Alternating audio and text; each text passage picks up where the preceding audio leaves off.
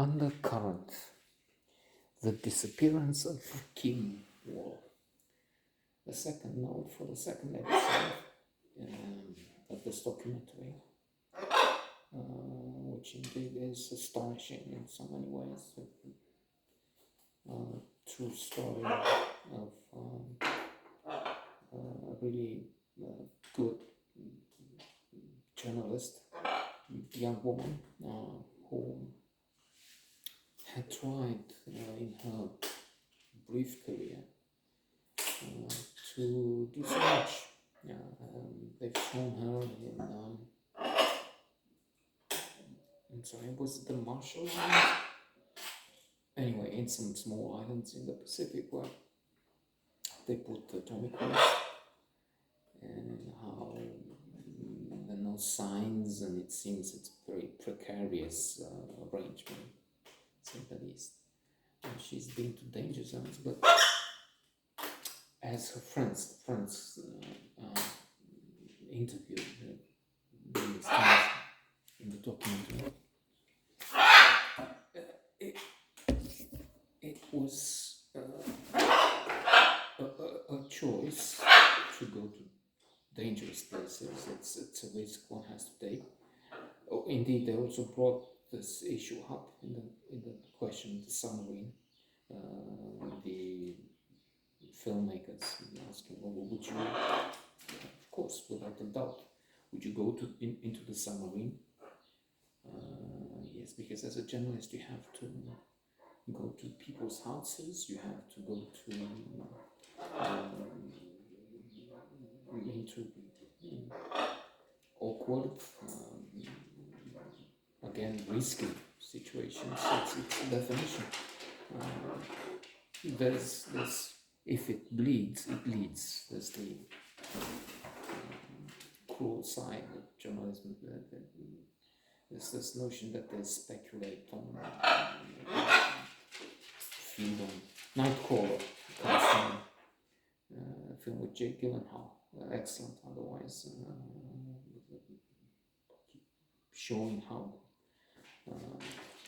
camera people go to film the blood and the accidents and the harm, murder, even go on to provoke in the movie in an extreme.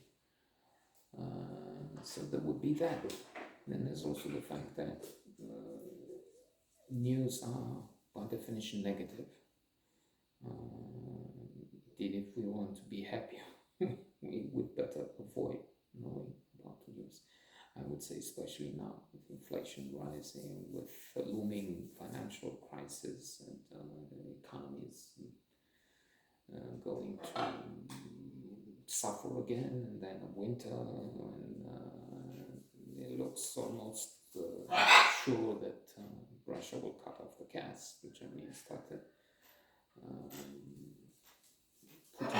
putting in a plan to ration gas and so on. So that's enough for despair and depression. And it's not there. Well, rarely there's a funny thing, and they show, oh, look what this polar bear did. And the polar bears became friends with the dogs.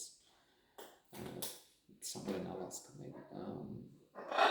And that's funny, that's in the news sometimes, but the proportion is, of course, the other way. And people have to know the war in Ukraine is a catastrophe. You can't put it aside and say, okay, instead of that, let's show you some cause. We try and compensate for negative in the take on a film. At least they're there to steal the show. In fact, the show they don't have statistics. YouTube tells me people watch for 10 seconds on average, but they don't have statistics to show who's watching and what, why, what for. But I guess they are the thing here. So anyway, returning to this, it's story of a madman, and such an accomplished woman. And indeed, there's this disparity they mentioned in those interviews. Some of it.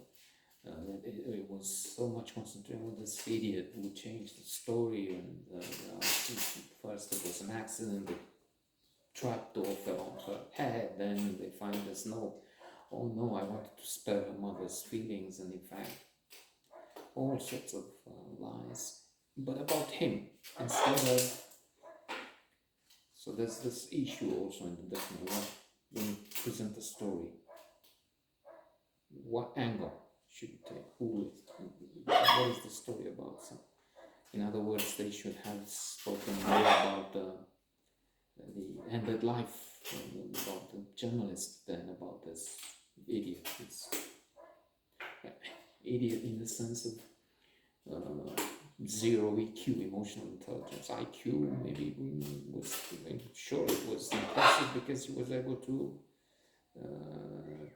build a submarine. Maybe the only one in the world who built a submarine on his own. Oh, well, maybe only took some help, but you see what I mean. Not a submarine made in a factory. So disturbing indeed, and the story worth telling.